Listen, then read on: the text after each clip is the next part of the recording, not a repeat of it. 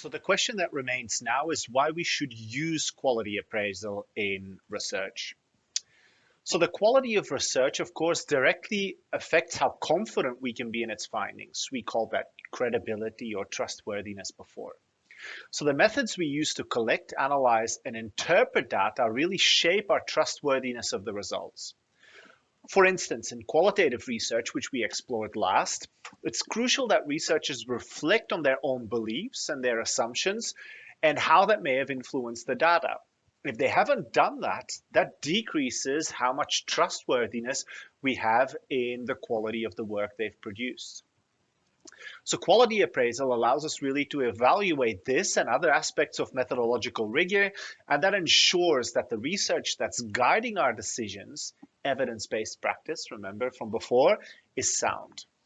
So for practitioners in fields like, for example, my own, which is broadly categorized as sport and exercise psychology, engaging with high quality research is absolutely critical to make evidence-based decisions because research informs how, as practitioners, we provide effective and safe and ethical and humane interventions to athletes or clients or patients. However, we also know that not all research is equal. So its quality, its applicability, and its relevance can really vary widely. And it's up to us to understand why that varies. And by appraising the quality of studies, practitioners can determine how confident they should be and whether they should use research to guide their practice or not.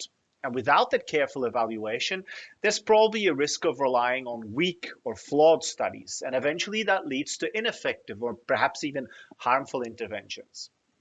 So imagine a particular intervention on the use of mindfulness, right? A mindfulness intervention with athletes. Mindfulness is commonly applied to enhance competitive performance, right? We've all heard of athletes getting in the zone or perhaps meditating, etc. There's limited high quality evidence that supports the effectiveness of mindfulness interventions for that purpose. Additionally, there are potential harmful effects which haven't been adequately explored. For example, could the athlete perhaps be doing something better with their time? Is there a potential that mindfulness gets them in such a state of relaxation that they perform less well? Right? And without critical appraisal of the available evidence, it's very difficult for practitioners to use these interventions, or when they do use them, perhaps they might be using interventions that are not actually as effective as we think, and that perhaps put athletes at risk of decreased performance. In the context of quality appraisal, it's important to balance strengths and limitations because no study is perfect. Every piece of research has limitations, and you'll see that even in the most difficult vignettes in your assessments, there are still things that you can appraise critically. Some of these things have little impact on the findings of the study, while others can significantly affect the study's conclusions. So, the goal of critical appraisal is not just to find fault in every study or dismiss research that is inadequate, but instead it helps us to weigh the strengths and weaknesses so we can weigh how much importance we have to attribute to the evidence that comes from it. Overly critical attitudes, for example, people being cynical or nihilistic, sometimes it's called critical appraisal nihilism, every study is bad, right, can also lead to dismissing valuable studies. Perhaps there are some studies whose methodological quality isn't perfect, but the limitations that they do have don't affect the results to a great degree. And these studies can really still be useful. For example, relatively low quality studies, but that are first in the field, can still provide a meaningful outcome for practitioners. Perhaps those who want to use an intervention that's less well common, that's perhaps not very harmful, and they want to try it anyway. On the other hand, when we're too lenient with regards to the quality or the methodological rigor of studies, that could result in us relying on flawed evidence, like we said before. So therefore, critical appraisal should always strike a balance and that guides us to assess studies thoughtfully, improve future research, and use findings of research in a meaningful way.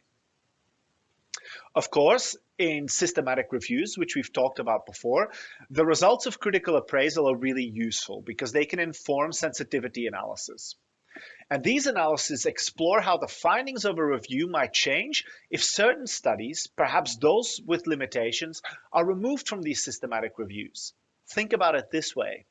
Imagine that you have a systematic review with 100 papers, and 20 of these papers are considered to be of high, or 20 of these studies are considered to be of high quality, of low risk of bias, and 80 of these studies are of very high risk of bias.